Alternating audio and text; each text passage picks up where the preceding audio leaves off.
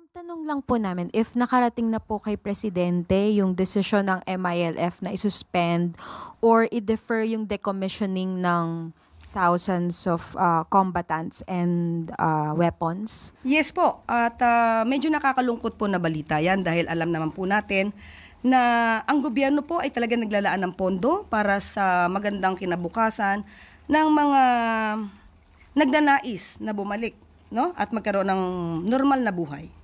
Katulad po nung sinasabi na 100,000 cash assistance po sa bawat combatant, MILF combatant, at meron din pong nakalaan at inilaan noon na more than 400 billion worth for the socio-economic programs. Hindi lang po yan. Marami pa po at alam naman po natin yan. So siguro lamang po ay mas kinakailangan pa ng mas malalim ang pag-uusap para mas maging maganda ang kahinat na nito para din sa miyembro po ng MILF.